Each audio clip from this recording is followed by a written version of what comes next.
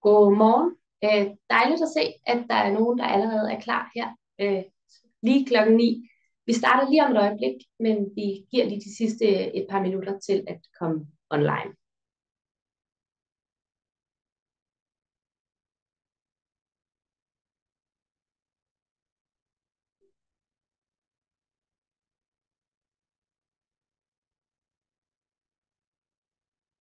Ja, så tror jeg, vi springer ud i det.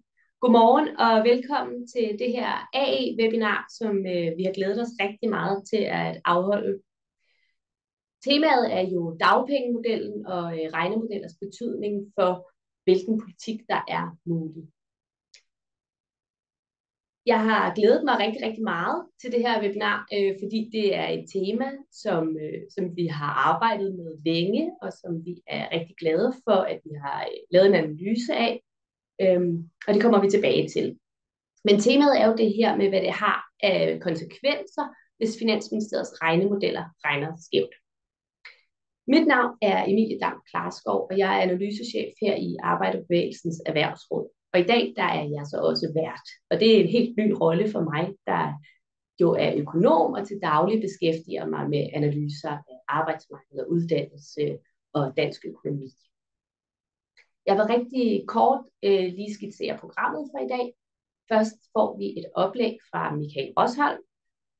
Michael er formand her i AE, og derudover så er han også en mand, der ved noget om dagpengesystemet. Han forsker på Aarhus Universitet, og han har faktisk siddet med i Dagpengekommissionen og er tidligere vismand. Michael vil præsentere den analyse, som vi har lavet tidligere i år, hvor vi præsenterer nogle problematikker ved Finansministeriets regnemodel. Efter Michaels gennemgang vil vi brede emnet ud og se på, hvad betyder det egentlig, når en økonomisk model regner forkert. Og til det har vi et rigtig stærkt panel, bestående af Eva Opdrup og Sigurd Agersnap. De får en bedre præsentation, når vi når til dem. Men det kommer altså efter Michaels oplæg. Første punkt er som sagt Michael, og Michael, ordet er dit. Tak skal du have. Kan I høre mig? Yep. Så skal jeg se, om jeg kan finde ud af at dele mine slides også. Kan I se mine slides også?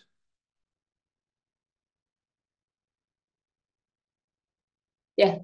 Det er godt. Tak for det. Tak for muligheden for at præsentere det her oplæg, som jeg jo ikke har lavet, men som et antal medarbejdere i AE har udarbejdet, og så har jeg fået lov til at præsentere hovedkonklusionerne derfra. Jeg har præsenteret det et par gange før, så det I får i dag, det er sådan lidt den hurtige og ikke alt for detaljerede version. Men det handler om, at Finansministeriet har sådan en model, dagpengemodellen, som de bruger til at vurdere effekten af forskellige ændringer i dagpengesystemet. Og det vi har analyseret os frem til jo er, at denne her model har en ret klar og tydelig tilbøjelighed til at overvurdere eksempelvis prisen for at hæve dagpengesatsen. Det bliver simpelthen dyrere og koster mere i beskæftigelse, end der er belæg for at mene. Nu skal jeg se, om jeg kan få den til at skifte slides også. Ups, hvordan gør jeg det? Der. Så hovedpointerne i oplægget vil jeg lige gennemgå, inden vi kaster os lidt mere ned i detaljerne. Dagpengemodellen bygger blandt andet på noget variation i dagpengesatserne og ydelseslængderne, som fandt sted der omkring 2010, omkring dagpengereformen, hvor man ændrede ydelseslængden, og så var der et tidligere tidspunkt i dagpengeperioden, hvor ydelsen så blev sat ned. Og den variation i ydelseslængden der kan man så bruge til at estimere, hvad er effekten så af en ydelsesnedgang. Og dagpengemodellen, ifølge dagpengemodellen, så ændrer de ledige adfærd halvandet år før udløbet dagpenge. Så halvandet år før deres ydelse bliver sat ned, det er det, vi kalder for afgangseffekten.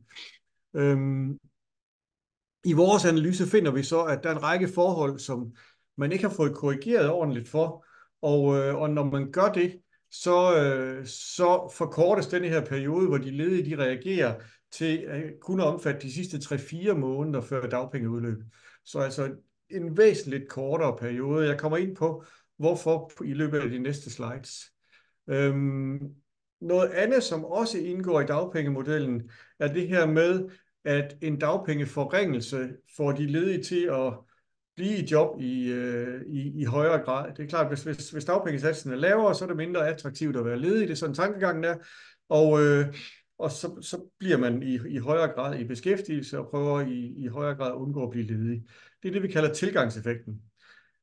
Den ved vi meget lidt om, og den smule, vi ved, peger faktisk på, at tilgangseffekten er rigtig mange gange lavere end det, som man regner med i dagpengemodellen. Vi kommer også frem til at kigge på, hvorfor de regner, som de gør i dagpengemodellen, men det er altså det, vi mener, der ikke er belæg for. Og vores samlede beregninger, efter vi har taget højde for og prøvet at indlægge nogle mere realistiske forudsætninger, er jo så, at dagpengemodellen kommer til at overvurdere effekten af for eksempel at hæve dagpengesatsen ganske dramatisk, lidt afhængig af, om man kigger på tilgangs- og afgangseffekter, lidt afhængig af, om man kigger på beskæftigelse eller på de offentlige finanser, så en eller anden overvurdering i størrelsesorden 20-70%. Og det vil jo så sige, at hvis man kommer med forslag eksempelvis om at hæve dagpengesatsen, eller forlænge dagpengeperioden, eller hvad man nu måtte have lyst til, så kommer det til at fremstå meget dyrere, end det egentlig er. Jeg vil også sige, at Finansministeriet har jo erkendt mange af de her ting, og modellen er sendt til reparation. Så meget af det her skal jo handle om, hvor skal vi så hen med den, men for at komme dertil, er det meget vigtigt lige at forstå, hvad er det egentlig, den gør i dag, den kære model. Og lad os starte med at kigge på afgangseffekterne. Så i vores analyse har vi ikke haft adgang til Finansministeriets data, eller til selve dagpengemodellen, fordi det har Finansministeriet ikke vil give os med den begrundelse, at de alligevel vil til at sende modellen på værkstedet. Så vi har ikke direkte kunnet genskabe Finansministeriets resultater. Men vi kigger på vismændenes analyse, som minder meget om Finansministeriet, og som Finansministeriet også bruger selv som robusthed og til at bakke deres egne resultater op med. Og så har vi sådan set kodet dagpengemodellen op efter Finansministeriets beskrivelser af, hvordan den er bygget op. Og denne her figur, den viser afgangsraterne fra ledighed. Dem har vi oppe af anden aksen, så vi kan se, og ud af første aksen har vi så, hvor mange uger en person har været ledig. Og det gør den for 2 forskellige perioder. Den lyse er før dagpengereformen, hvor vi havde en 4-årig dagpengeperiode, og den mørke kurve er efter reformen, hvor vi så har en 2-årig dagpengeperiode. Og det man kan se, det er, at i starten af ledighedsperioden, der er der sådan omkring 4%, der afgår til beskæftigelse hver uge, og det falder så i løbet af ledighedsperioden ned til 1,5-2%. Og der vil vi så kan se, at der er en forskel. Det er fra omkring 26 uger og fremad. Der kan vi se, at efter at dagpengeperioden blev forkortet til 2 år, der ser det ud som om afgangsraten er højere efter dagpengereformen, end den var før dagpengereformen. Og det bliver selvfølgelig helt ekstremt, når vi kommer hen til de 104 uger, altså der, hvor dagpengeperioden udløber. Og det er så det her, man bruger til at sige, at der er faktisk 1,5 år forud for dagpengereformen, hvor de ledige reagerer på dagpengereformen, eller på udsigten til en ydelsesnedgang. Og det er der, vi siger, at der er faktisk nogle ting, de ikke har regnet med. Blandt andet noget af det her, som vi kalder for arbejdsfordeling, som er sådan en ordning, hvor nogle personer, hvor arbejdsgiveren kan sende nogle personer på arbejdsfordeling, så er de på dagpenge i en kort periode, maksimalt 26 uger, men fra 13 til 6, eller fra 0 til 26 uger. Og som man kan se, så var det faktisk lige præcis tilfælde, at der var rigtig mange af dem i året op til, rigtig mange arbejdsfordelinger i året op til, der i 2009, op til dagpengereformen, mens i 2011, som er det, vi bruger som året efter dagpengereformen, der var der stort set ingen.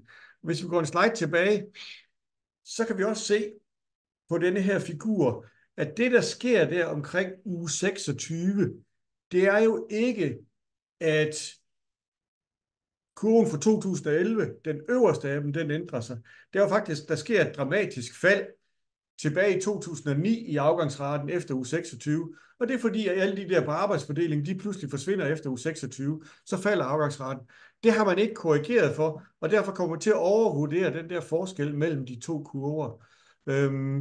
Hvis man går ind og tager højde for arbejdsfordelingen og smider de første 26 ugers ledighed ud, fordi så forsvinder også al arbejdsfordeling, så ser forskellen på de to kurver lige pludselig sådan her ud. Så er der ikke nogen signifikante forskelle på afgangsraten til beskæftigelse før og eller efter dagpengereformen, før 3-4 måneder før dagpengeudløb.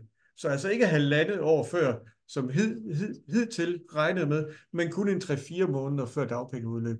Og det er jo en væsentlig forskel, for det gør jo naturligvis, at effekten af at løbe tør for dagpenge, den bliver lige pludselig meget, meget mindre.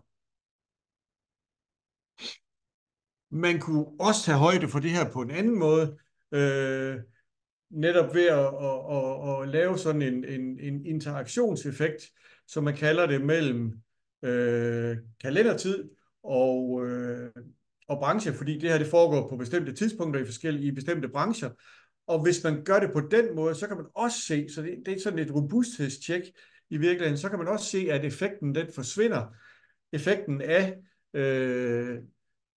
dagpengereformen, den forsvinder igen der fra uge 26 og frem, så den først optræder de sidste 3-4 måneder før dagpengeudløb. Og man kan i virkeligheden lave de her korrektioner på 3-4 forskellige måder, og uanset hvilken af de korrektioner man bruger, så finder man, at effekten den simpelthen forsvinder, og den kun er der, som man måske også intuitivt vil forvente i perioden op mod dagpengeudløb. Der er det naturligt nok, at der er nogen, der reagerer og prøver at se, om ikke man kan virkelig sætte alt ind på at få et job, og jobkonsulenterne gør alt, hvad de kan. A-kasserne gør alt, hvad de kan for at hjælpe de ledige, inden de løber tør for dagpenge. Men den proces finder vi starter altså ikke halvandet år før dagpengeudløb, men en 3-4 måneder før. Og når man tager højde for det, så falder beskæftigelsesvirkningen altså med omkring 70% af dagpengereformen, og saldovirkningen reduceres med omkring 60%. Så det er jo ret dramatisk i virkeligheden. Det var afgangseffekterne. Og det synes I måske er slemt nok, at der er sket den her voldsomme overvurdering. Nu kommer vi til tilgangseffekterne. Og der ser det faktisk næsten værre ud. Så argumentet, som tidligere nævnt, er, at lavere dagpenge får de ledige til at gøre mere for at undgå at komme på dagpenge. Og spørgsmålet også, hvor stærk er den reaktion? Og det har vi faktisk ingen empirisk evidens omkring i Danmark. Så hvad har man gjort, da man lavede dagpengemodellen? Jamen der har man gjort det, man siger, jamen opsagte ledige, som nærmer sig tidspunktet for, hvor de, eller opsagte beskæftigede, som nærmer sig det tidspunkt, hvor de bliver ledige, altså i opsigelsesperioden, de reagerer på udsigten til at blive ledige på samme måde, som de ledige, der nærmer sig dagpengeudløb, altså nu går jeg lige et par slides tilbage igen, så de reagerer på samme måde, som de her ledige gør fra omkring uge 80 til uge 104, ikke sandt? De hæver deres jobsøgning ganske dramatisk. Men det er jo bare en antagelse, og der er jo trods alt den forskel på de beskæftigede opsagte og de ledige, at de beskæftigede, de har et job, de skal passe, de har ikke tid til at søge så meget, så det er noget af, måske lidt af en tilsnigelse at lave den her antagelse om, at de bare søger lige så meget, som de ledige gør, og hæver deres søgeaktivitet på samme måde op mod deres kommende ledighedsperiode. Det er rent gætværk, kan man sige. Der er ikke noget empirisk fundament for det, andet end en empirisk fundament for noget helt andet, nemlig hvordan de ledige reagerer, når de nærmer sig dagpengeudløb. Fra en international forskning, er der også meget, meget sparsom viden. Så vismændene lavede en litteraturopsamling i 2022, og Torben Andersen, Michael Svarer og Rune Vejlin lavede en i 2015 for Dagpengekommissionen. Og tilsammen finder de her to teams, de finder 5 studier, som har sagt noget om tilgangseffekten. Det i sig selv indikerer måske, at jeg ved ikke, om den er lille, men i hvert fald, at den er meget, meget svær at sige noget om. Så denne her figur, den viser yderst til venstre, hvor meget regner dagpengemodellen med, at tilgangsraten ændres, hvis dagpengesatsen hæves med 10%. Så de regner med en stigning i dagpengemodellen på 6,7% i tilgangsraten, hvis man hæver dagpengesatsen med 10 procentpoint. Eller 10%, undskyld. Og så har vi inkluderet de der 5 internationale studier. Et norsk studie af Falk, Light og Omori, Jurida, Anderson Meyer, og så studier af Topel, som alle sammen viser jo markant mindre effekter. Og hvis vi tager sådan et vægtet gennemsnit henover, så et effekt i størrelsesorden 1%, sammenholdt med de der 6,7%, som man regner med i dagpengemodellen. Der er 2 danske studier, hvor man har forsøgt at beregne tilgangseffekt. Det er for HK, og det er Forsikring og Pension, og så er det Ale og Skafter Andersen i et speciale, som ikke finder nogen tilgangseffekt overhovedet på danske data for henholdsvis HK og dimittenter. Så evidensen, når det kommer til tilgangseffekten, er meget, meget tynd og voldsomt overvurderet. Så en tilgangseffekt i størrelsesorden 1%, når man hæver dagpengene med 10%, og altså ikke de der 6,7%, som man regner med i dagpengemodellen. Så selvom empirien er sparsom, så peger den fuldstændig entydigt på, at den i hvert fald er voldsomt meget mindre end det estimat, der indgår i dagpengemodellen.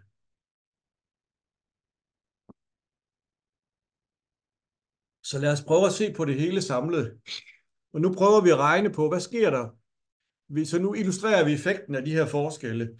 Så hvad sker der, hvis vi regner på en 10% dagpengeforhøjelse?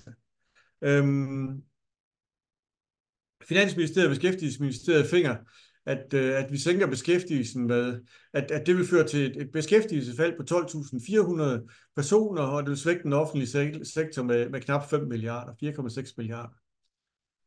Når vi korrigerer for både til- og afgangseffekten, så falder beskæftigelsesvirkningen til 7.800 personer, altså fra de 12.400, og saldoeffekten falder med godt 1 milliard til 3,5 milliard. Så det er reduktioner på henholdsvis 40% på beskæftigelsen og 20% på den offentlige saldo, sammenlignet med det, som ligger i dagpengemodellen.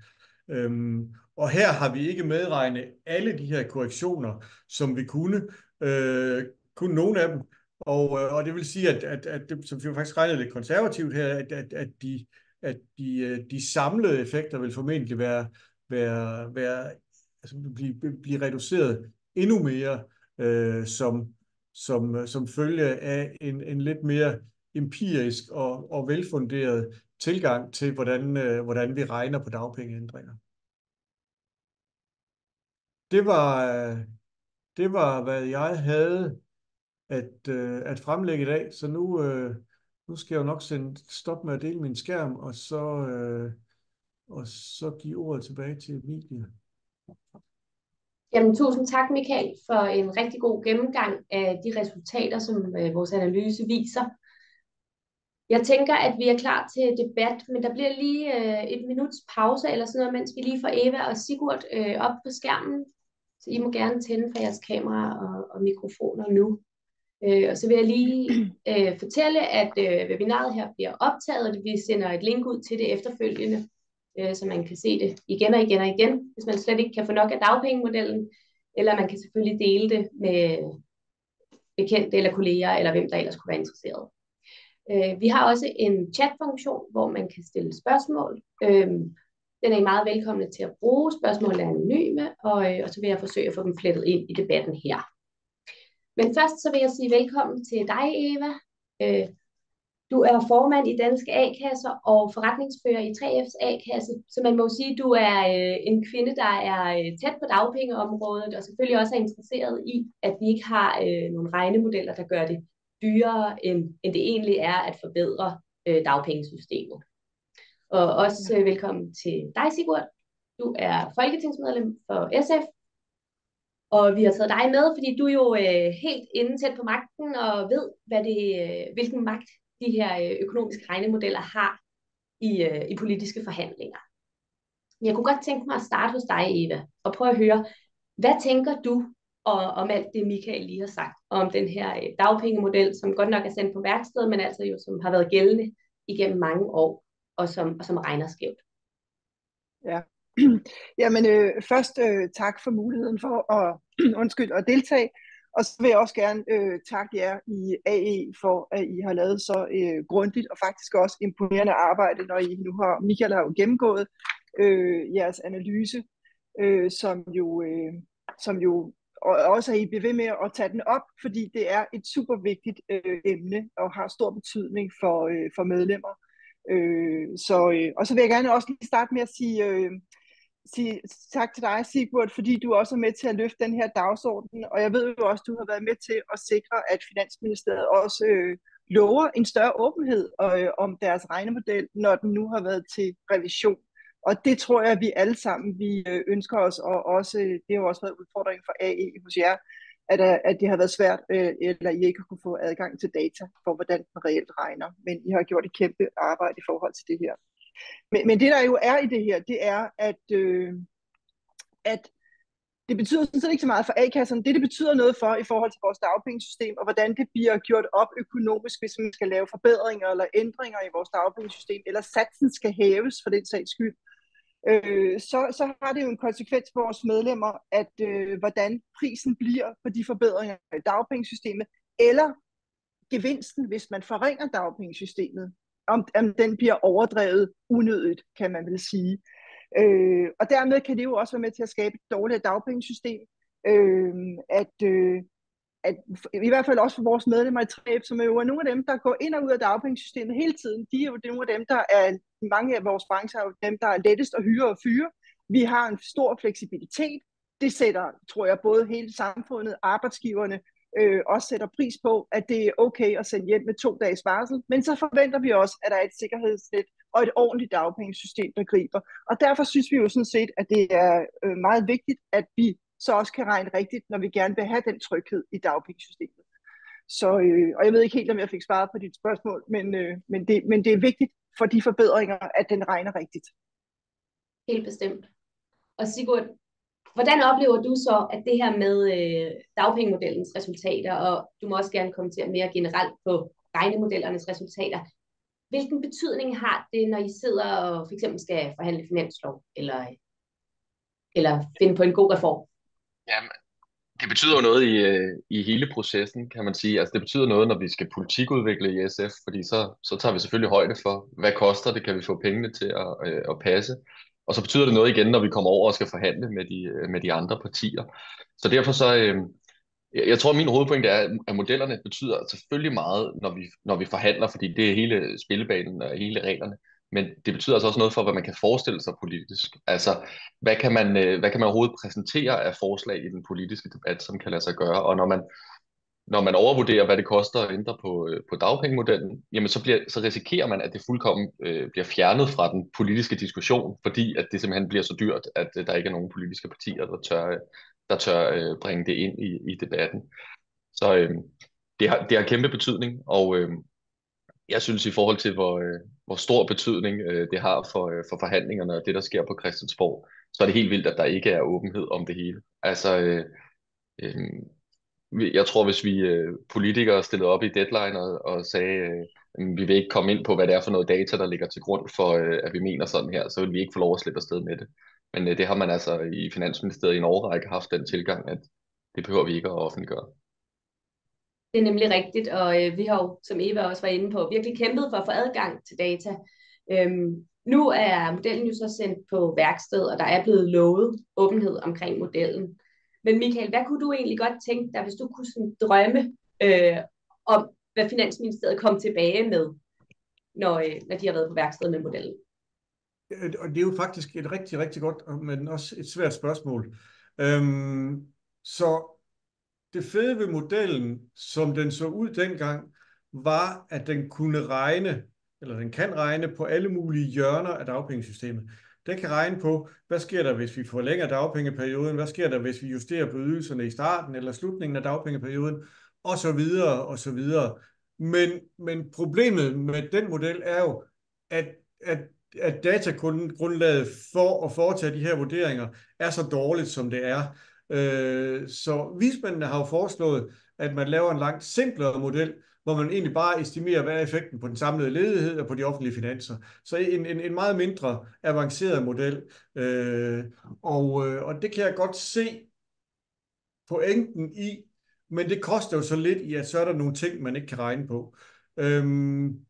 Men spørgsmålet er, hvor reel er den omkostning, fordi hvis alternativet er, at man regner så forkert, som man gør, fordi man alligevel er nødt til at lægge nogle ret brutale antagelser ind om adfærd, som vi ikke har noget evidens for, så er det måske bedre at lade være.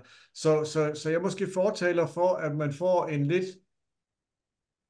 enklere model, hvor man så må leve med, at jamen, der er nogle ting, som vi ikke nødvendigvis kan regne på, men det er jo fordi, at vi ikke har den viden, der skal til for at regne på det. Og så må man lade være med at indregne de ting. Og vil sådan en model så betyde, at der vil være mindre dynamiske effekter, altså de her adfærdseffekter, fordi den bliver mere simpel? Altså i det omfang, vi kan indregne de dynamiske adfærdseffekter, ja, der vil de jo blive mindre, fordi at den overvurderer effekterne i dag. Men det er ikke nødvendigvis, fordi den bliver mere simpel, men det, den bliver mere simpel, gør måske, at den er mere gennemskuelig og nemmere at forstå, og derfor måske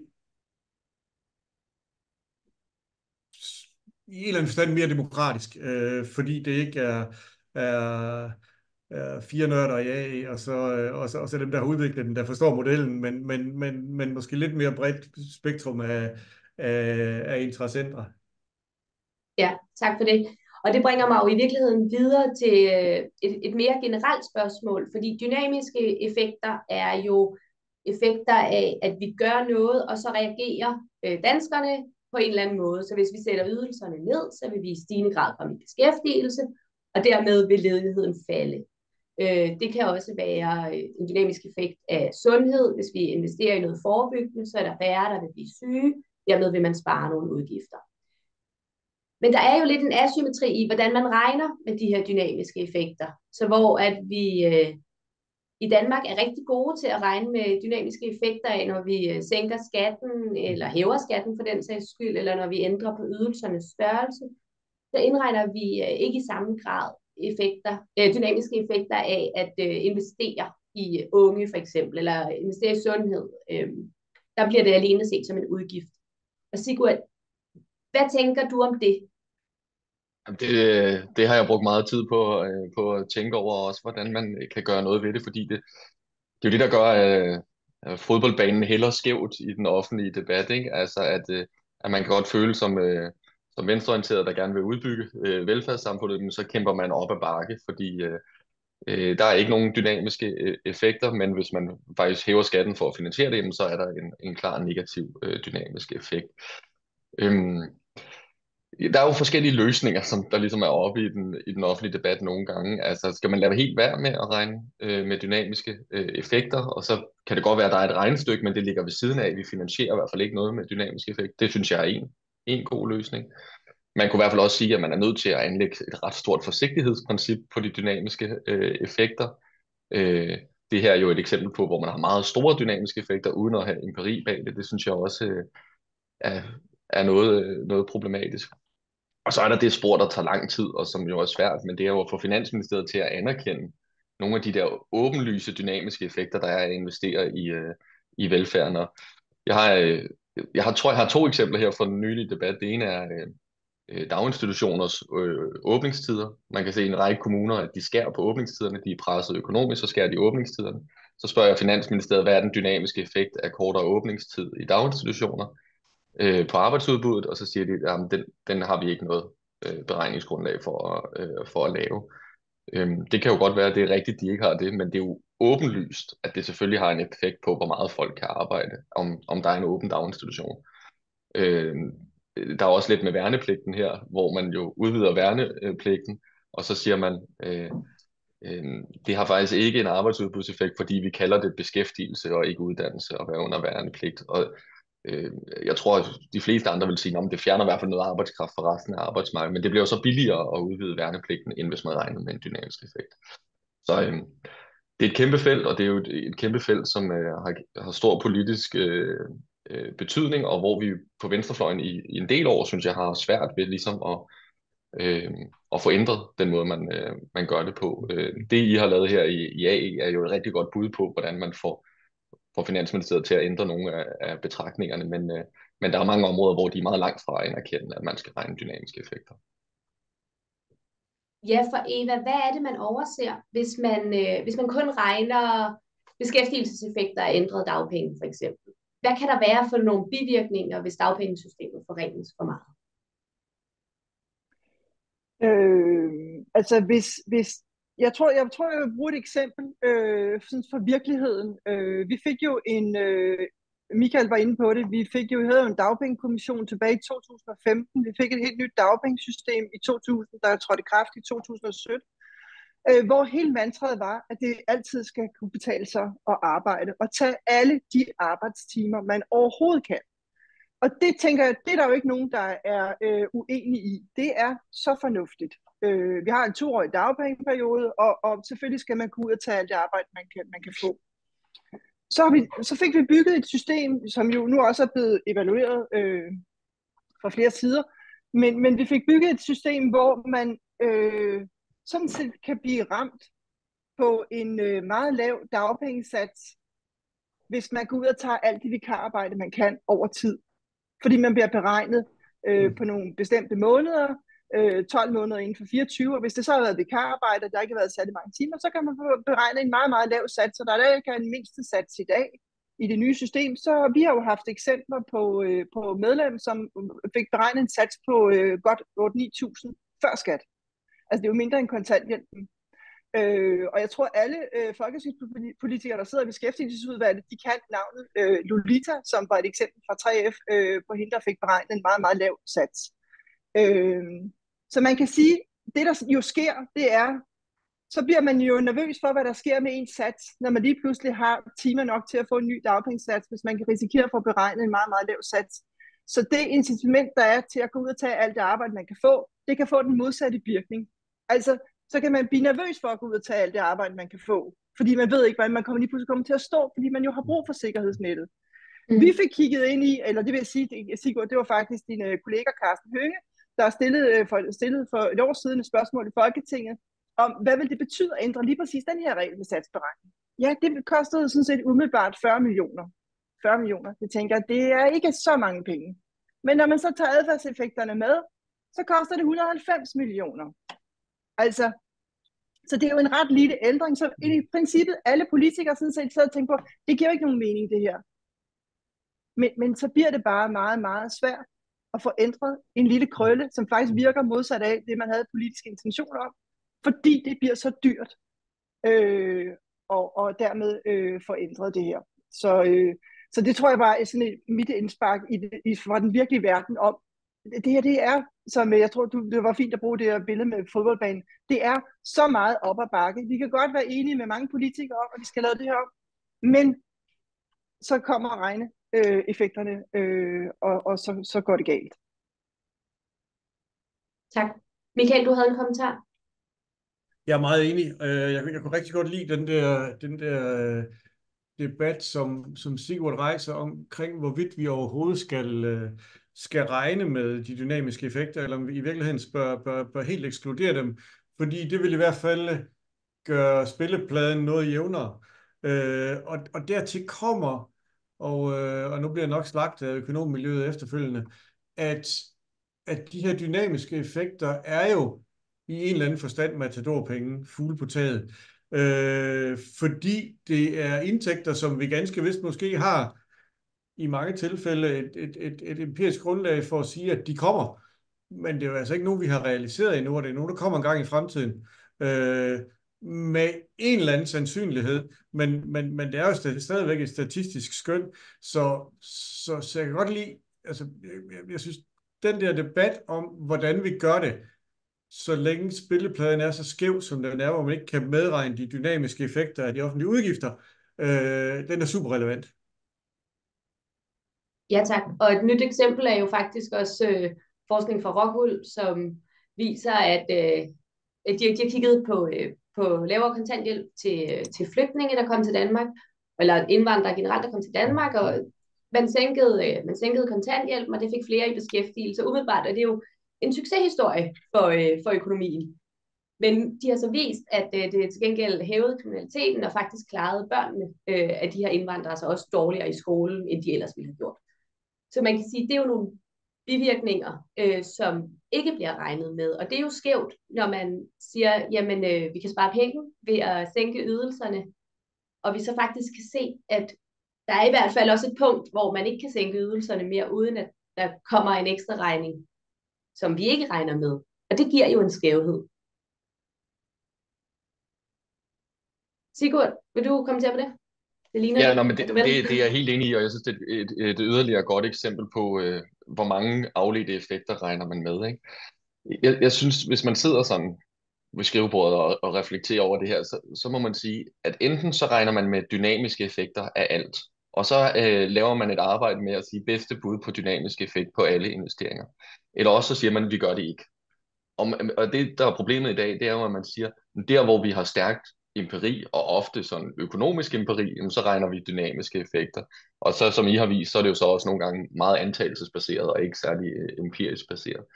Men jeg synes, den situation, man står i Finansministeriet lige nu, den holder ikke logisk. Altså, at man kan sige, nogle steder laver vi vores bedste bud ud fra empirien, andre steder, så laver vi overhovedet ikke noget bud på dynamiske effekter. Der må man sige, det må være et valg om enten eller. Og hvis man så vil regne med dynamiske effekter, hvis man kunne det, så kommer man jo selvfølgelig tættere på den faktiske indvirkning. Så må man sætte det arbejde i gang, der er behov for, eller anerkende nogle andre undersøgelser end rent økonomiske undersøgelser af dynamiske effekter. Så, men altså det, der er frustrerende, det er jo, at vi har haft den her diskussion i snart mange år, ikke? Og vi får ikke rigtig rykket på de store linjer, men så kan vi nogle gange rykke inden for de enkelte modeller, eller anfægte nogle af elasticiteterne i nogle af beregningerne, eller nogle af de dynamiske effekter, men den store diskussion, den synes jeg stadig mangler. Så man kan sige, for et par år siden, der fik vismænd jo det her opdrag med at efterse nogle af regnemodellerne fra Finansministeriet. Synes du i stedet, at de skulle have haft som opdrag at vurdere, om vi overhovedet skal have de her regnemodeller og bruge dem? Ja, det synes jeg i hvert fald også, de kunne have fået som opdrag, ikke? Altså, det kunne være en god debat at sætte i gang. Man kan sige, at vismændene har jo så flere gange kritiseret, at de ikke kan få indblik i de modeller, de faktisk har opdrag til at føre kontrol med, og det bliver jo sådan helt kafkask, altså at så kan man jo ikke rigtig efterse noget, man ikke kan få lov at se. Vi havde EU's opdatering her af finanspolitiske regler. Der stod der jo også, at vismændene skulle have en større beføjelse til at føre kontrol med fremskrivningerne i Finansministeriet. Det var noget, den danske regering modarbejdede, fordi man gerne ville holde magten over i Finansministeriet. Så der er noget grundlæggende helt galt i den måde, man får lov at lukke sig om sig selv i de her beregninger og i eftersynet med dem. Jeg vil gerne lige tilbage til noget, du sagde tidligere, Sigurd. Du sagde nemlig det her med, at det faktisk også kan hæmme idéerne. Altså ikke bare, hvad man kan få igennem i en forhandling, men det kan faktisk også hæmme idéerne.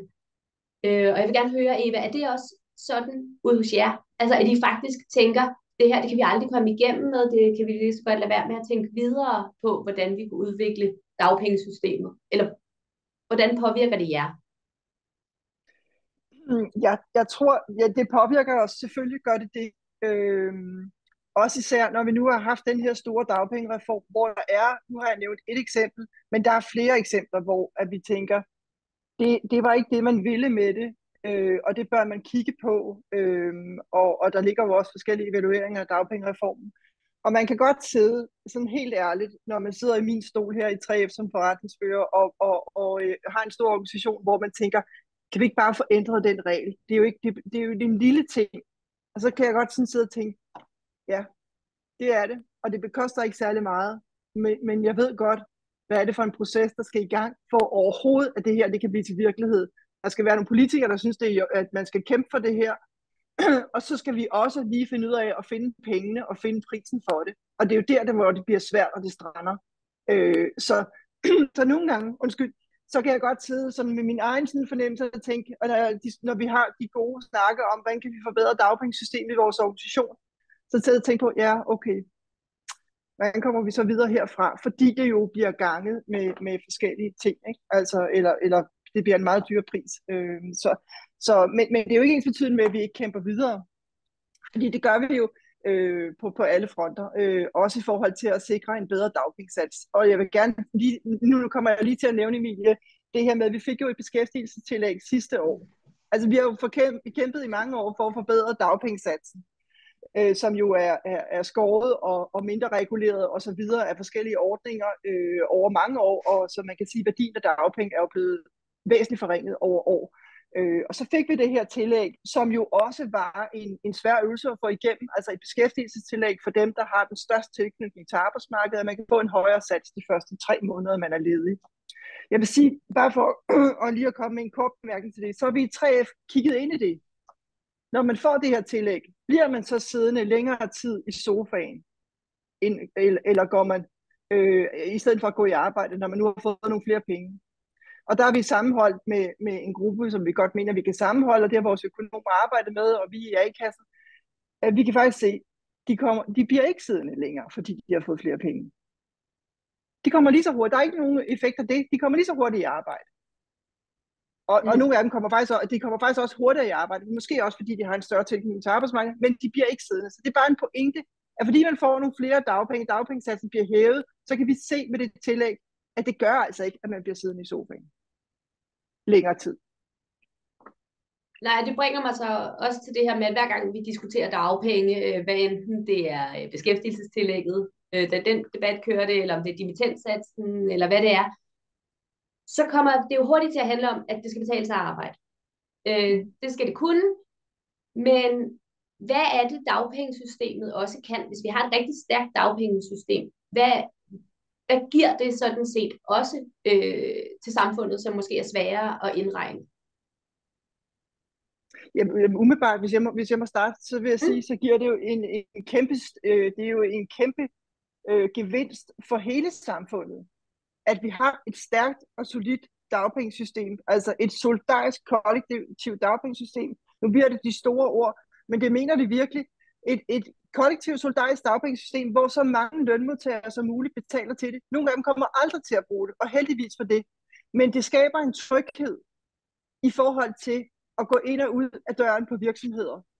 Fordi man ved, at der er nogen, der fanger en, og det gør man i det kollektivt solidariske dagpengesystem. Så hvis det bliver undermineret, og værdien af det bliver forringet over år, så betyder det jo, at man ikke har den tryghed. Vi har jo også kunne se det for eksempel i forhold til udvikling af private lønsikringer, som jo er sket meget over tid, at man har ikke tænkt, at dagpengesatsen var dækkende nok for, at jeg kunne brødføde min familie, hvis jeg mistede mit arbejde. Så har man tegnet en privat forsikring oveni, enten kollektivt gennem nogen, eller også individuelt, fordi man jo ikke synes, man var dækket.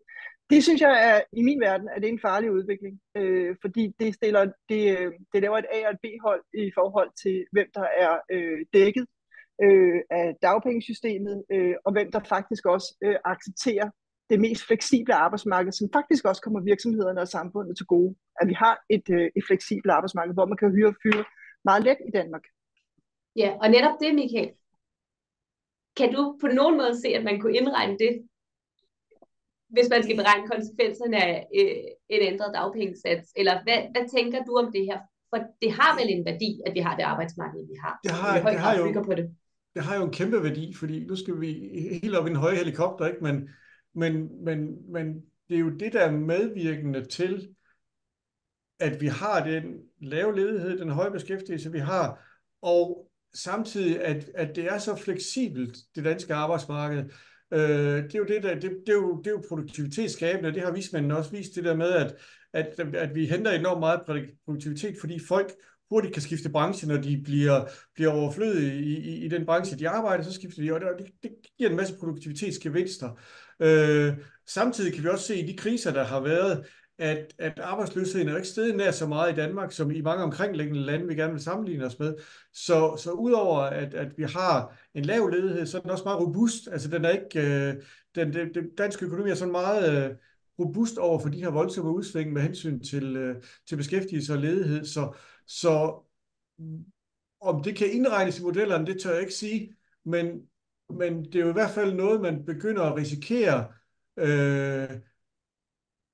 at komme til at skade, hvis man ikke får det indregnet, eller ikke får det medtænkt, hvis man begynder at lave stramninger igen.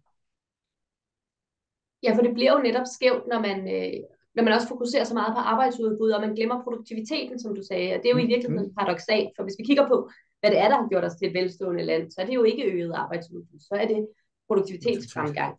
Ja. Altså fuldstændig, det forklarer det hele og mere til i virkeligheden. Men Sigurd, ser du nogen små tegn på i det politiske landskab, at man kunne begynde at fokusere på for eksempel produktivitet i stedet for arbejdsudbud? Nej, altså det er ikke umiddelbart. Altså, regeringen siger jo, det er den nye valuta i dansk politik, det er arbejdsudbuddet, og det er det, vi centrerer os rundt om. Og jeg synes, det er meget specielt. Nu læste jeg også det interview, der var med Stephanie Lose og Troels Lund Poulsen jeg mener, det var i Jyllandsposten, hvor de jo også siger, at det vigtigste for Venstre, det er at stå på arbejdsudbudsreformer. Der er jo ikke nogen økonomer, man kan finde, der sådan siger, at det er det vigtigste at fokusere på for dansk økonomi. Der er meget få sådan, ellers politisk, der vil tænke, at det var en ambition i sig selv, eller et mål i sig selv at øge arbejdsudbuddet, men på en eller anden måde, så er der i det der samspil mellem økonomi og politik, og kunne gøre den finanspolitiske kage større, så er der kommet sådan en arbejdsudbudsambition ind, som fylder rigtig meget, og især omkring midten af dansk politik. Måske er der lidt håb, Emilie. Nu talte jeg mig ned i hullet, ikke? Men måske er der en lille smule håb. Og det er jo faktisk, jeg oplever, at vi både kritiserer det fra venstre side og fra højre side. Altså, at vi på ISF og Enhedslisten siger, at det er et mærkeligt fokus at have på arbejdsudbud. Det er vigtigt, at vi har en relevant arbejdskraft, men det der sådan generelle arbejdsudbud, det er det blå lys for de store reformer, og der burde vi fokusere på noget andet. Men jeg oplever også, at Vandopsnak og Liberal Alliance faktisk siger, at der burde være et fokus på produktivitet i stedet. Så okay, måske er der lidt håb i det, at man kan forene noget på begge fløje, der kan fokusere på produktivitet. Men jeg har syntes, det var mærkeligt, at arbejdsudbuddet vendte tilbage som drivkraft i dansk politik. Altså det var det jo med Bjarne Corydon og efter finanskrisen i den periode, og så var det ligesom det, man lavede et opgør med i den første Mette Frederiksen-regering, og nu er det så vendt tilbage, og det var en overraskelse og også lidt deprimerende, synes jeg. Ja, for vi kom jo til en debat, der handlede om det, vi kaldte anden generationsreformer. Altså, hvad er det for nogle reformer, der kan gøre Danmark rigere, som ikke handler om at skære på ydelser eller at sænke skatten? Kan vi komme tilbage til det? Jeg synes ikke, at ordet anden generationsreformer står så tit i aviserne længere, som det gjorde for nogle år siden. Men Eva, er det stadig noget, der også fylder hos jer? Altså at prøve at kigge på, hvad kan man ellers gøre med dagpengesystemet, som måske ikke handler kun om satsen? Jeg tror måske, vi har haft rigtig meget fokus på, altså indtil nu i hvert fald, i forhold til det system, vi kender, og også i forhold til satsen. Så det tror jeg sådan, at der vi indtil videre i hvert fald har brugt flest kræfter, også fordi vi jo synes, at satsen har været en kæmpe udfordring. Godt nok har vi fået tillægget, som jo i hvert fald i træs for nogle medlemmers vedkommende jo har givet en forbedring, i hvert fald for 50% af dem. Så det har ikke lige noget umiddelbart i første omgang at svare på. Nej. Der er også kommet den her mulighed for at uddanne sig på 110% af dagpengesatsen, som jo i virkeligheden også er altså et opgør med den tænkning, man har haft, at det altid skal kunne betale sig at arbejde. Og det kan det måske ikke på kort sigt, hvis man kan få, altså i regnemodellerne, hvis man kan få mere i dagpenge. Men det er jo også et eksempel på, at hvis vi klæder nogle lønmodtagere, der er blevet ledige, bedre på, jamen, så kan de komme tilbage og arbejde til en højere produktivitet. Og Michael, hvad tænker du om sådan en ordning? Og hvad tænker du om, hvordan den skal indregnes i en dagpengemodel? Jamen, den er jo, kan man sige, formentlig relativt enkel at indregne, fordi som jeg erindrer det, så er der også et studie, der viser positive effekter af de her 110% dagpenge, altså på den opkvalificering, der sker.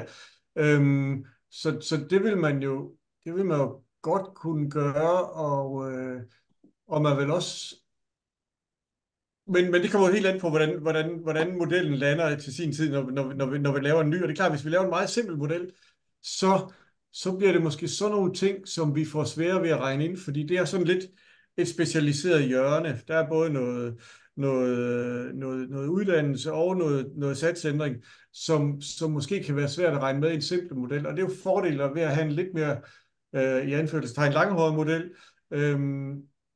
Men og lige præcis på det her område kunne vi nok godt finde noget evidens, som vi kunne bruge til at regne det ind med. Men spørgsmålet er, om man kan gøre det i alle hjørner. Så det er igen det der trade-off. Skal man så heller helt lade være? Ja. Vi har fået et spørgsmål. Må jeg lige supplere, fordi nu var jeg jo hurtigt til at sige ikke, men det der med uddannelsesrettigheder og 110%, vi kan jo se hos os, at 110%, den havde jo lige en pause, en kort periode, hvor den jo, inden den blev permanent gjort, at det gjorde faktisk en stor nedgang i forhold til, at medlemmer tager uddannelse. Det vil sige, det der med, at vi har fået 110% ind, hvor man kan blive faglært, som det er jo det, der bliver efterspurgt virkelig i forhold til, at vi kommer til at mangle, eller vi mangler faglært arbejdskraft. Det har en stor virkning, også i forhold til, at man kan se sig selv som voksen i at få 110%. Så det har en virkning. Så jeg tænker også, det vi også godt kunne ønske hos os i 3F, det er, at man tænker nogle flere uddannelsesrettigheder ind i forhold til beskæftigelsesindsatsen. Og det kunne man måske også tænke ind, og jeg tror også, det var det, Michael også var lidt inde på, om det kan lade sig gøre og regne til noget ind. Men i det hele taget opkvalificering, som sikrer, at den rette arbejdskraft er til stede i forhold til det, virksomhederne efterspørger. Ja. Vi har fået et spørgsmål i chatten, der går på, hvad status er på Finansministeriets gennemgang af dagpengemodellen, og hvornår det forventes, at de er færdige med arbejdet. Og I må rette mig, hvis I ved en præcis dato, men det er min fornemmelse, at arbejdet pågår, og vi er blandt andet blevet inviteret til et møde her i slutningen af den her måned for at høre om status. Så efter det vil vi nok vide mere. Men det er min opfattelse, at de faktisk inde i Finansministeriet tager opgaven ret seriøst, og de har også lyttet på vores kritik. De vil også gerne have en bedre model, og det er jo selvfølgelig vores håb, at det ikke bare bliver et lille bitte hjørne, der bliver skruet på, men at hele modellen faktisk bliver bedre. Så den til fremtidens førte politik regner mere rigtigt. De er lige for tiden er de lidt lovligt undskyldte, fordi de sidder og regner for os i ekspertgruppen for fremtidens beskæftigelsesudvalg, og vi stjæler al deres tid, så hvis der går lidt længere tid, så er det altså ikke, så er det vores skyld. Ja, og uden at jeg på nogen måde synes, at opgaven skal syltes, så vil vi jo også hellere have, at de bruger den fornødne tid på faktisk at få regnet og fundet en god model, i stedet for bare at komme med sådan en beta-løsning. Ja, men det bliver spændende at følge i hvert fald. Sigurd, hvis du nu skulle komme med et bud på, hvordan dagpengesystemet kunne blive bedre, og du må ikke bare sige højere sats længere periode. Det skal være en lille smule mere konkret, eller en lille smule mere højt flyvende i dine tanker. Hvad vil du så svare? Jamen, så vil jeg svare, vi har arbejdet lidt i SF med noget, vi kalder sådan en arbejdslivsforsikring, som skal dække bredere end det her, som er ren beskæftigelsesforsikret, som vi har i dag i dagpengesystemet. Og det kunne man jo godt ligge forskellige steder, altså sådan at vi forsikrede os i forhold til, hvis der skete noget med vores nærmeste, eller vi i en periode havde brug for at gå ned i tid, fordi der var sygdom i familien. Men vi har foreslået, at man kunne ligge det ligesom i en dagpengemodel, fordi det dagpengesystemet kan, det er, at vi forsikrer os i fællesskab, og vi har A-kasserne til at administrere, hvornår man har et behov, og så bliver det sådan en solidarisk forsikring, som Eva også var inde på, som giver den her tryghed. Og jeg tror, det var Lisette Risgaard, der ofte sagde, at trygge mennesker tør, mens utrygge mennesker tøver, og det synes jeg egentlig det er jo rigtigt, og det er jo noget af det, dagpengesystemet kan. Og jeg synes, en del af den offentlige debat lige nu, det er jo, at mange sådan, familier er utrygge. Kan de få det til at slå til? Kan de få tiden til at række? Hvad hvis der sker noget i den nærmeste familie? Og der synes jeg, at det er oplagt at kigge på, at dagpengesystemet kan udvide trygheden. Så jeg ved godt, det er den højtflyvende løsning, og det er ikke sådan implementerbart lige i morgen, men vi synes, at man bør kigge i det spor og også sådan udvide forsikringsrettigheden. Hvad tænker du, Michael, som professor i økonomi og tidligere vismand om de tanker? Er det noget, der bare vil være rigtig dyrt? Vil det have en værdi? Er det overhovedet lade sig gørbart? Det er jo et politisk spørgsmål. Det er nemt at svare på det på, men det ved jeg simpelthen ikke. Det tror jeg simpelthen ikke, jeg kan vurdere, om det er politisk gangbart. Det skal sgu nok folk med flere stjerner på skuldrene, end jeg har til at gøre, eller tættere på den politiske beslutningsproces. Men det er nogle interessante tanker. Men er det økonomisk lade sig gørbart? Altså, vil man godt kunne lave sådan en model ud fra et økonomisk synspunkt? Altså, det er klart, at det skal prioriteres, men er det muligt? Det vil jeg tro, men der ligger jo rigtig mange djævler i detaljen der. Så det er svært at sige. Det er klart. Det man kan sige, Emilie, hvis jeg må, det er jo, at det er jo klart, at grupperne skal afgrænses. Hvornår har man mulighed for at trække sig fra arbejdsmarkedet? Det har jeg hørt nogle økonomer sige, men det er jo svært, og tidligere havde man nogle orlovsordninger, som blev brugt mere, end vi regnede med. Og det er rigtigt. Altså selvfølgelig er det svært, men jeg tror, den anden side af mønten, og den som jo nok er sværere at regne med, det er jo, hvad er værdien af den der tryghed, man kan give i en forsikringsordning. Og det der, det bliver et politisk spørgsmål, men jeg læste Kaare Dybvad Bæks bog om arbejdets land, og synes egentlig, det er en rigtig god debatbog, men det, der mangler, det er nogle løsninger for de mennesker, som er bekymret for, om de kan få livet til at række sammen. Og der synes jeg, at venstrefløjens opgave må være at sige, der er nogle rettigheder, der er nogle fælles forsikringsordninger, som vi finansierer solidarisk. Så vi går gerne i gruppearbejde om det, Michael. Det skal ikke være sådan. Men der er vi jo i virkeligheden igen tilbage til det der med, hvad kan man indregne effekter af? Fordi kigger vi for eksempel på arbejdsrelateret stress, som jo, det må være logisk for enhver, at det koster samfundet, det koster arbejdskraft osv., når lønmodtagere må lægge sig syge, fordi de er stressede. Og vi har for nylig lavet en stor effektanalyse, hvor vi viser, at arbejdsrelateret stress, der er vi så ikke engang den stress med, der kan komme, hvis man er udfordret familiært eller andet, men arbejdsrelateret stress faktisk koster 55 milliarder årligt, og også sænker det effektive arbejdsudbud med 55.000 personer. Så det er jo også, at det er meget, meget større tal, end vi typisk får ved en ændring i dagpengesystemet, hvor vi ellers hører meget om de arbejdsudbudseffekter, der er. Eva, hvis du måtte ønske noget for dagpengesystemet, hvad skulle det så være? Du har jo næsten sagt, hvad jeg ikke må sige. Og det ville jo være naturligt, at jeg sagde det. Altså faktisk, så synes jeg faktisk, det med dækningsgrad, det synes jeg faktisk er ekstremt vigtigt. Et er, at vi har fået beskæftigelsestillægget, det synes jeg faktisk er en begyndelse. Som tror jeg vil formulere det her over for 3 uger siden, at det er en begyndelse, vi er ikke færdige, fordi at det har fået den her rundbarbering over mange år i forhold til mindre regulering. Så det synes jeg sådan set er vigtigt. Og så kunne jeg jo godt ønske, jeg er ikke sådan der, hvor jeg tænker, at vi skal ud i længere perioder og alt muligt andet, men jeg synes, der er noget i vores nuværende system, hvor man har indlagt nogle incitamenter til at gå ud og tage noget arbejde. Men hvis ikke man kan forstå incitamenterne i det dagpengesystem, vi har, altså, og dermed reagere på dem som ledig, så virker det jo ikke. Så er det jo bare en straf. Altså for eksempel har vi indbygget karensdage. Det er der ikke nogen, der kan gennemskue, hvorfor jeg bliver trukket en dags dagpenge hver 4 måned, hvis ikke jeg har haft 148 timer. Der er ikke nogen, der kan gennemskue det her. Den kommer bare som en mindre udbetaling. Fordi så der er nogle ting, hvor jeg tænker, det kan vi godt gøre bedre. Altså, det kunne vi godt gøre anderledes. Og så handler det især om det her med opkvalificering og med rettigheder.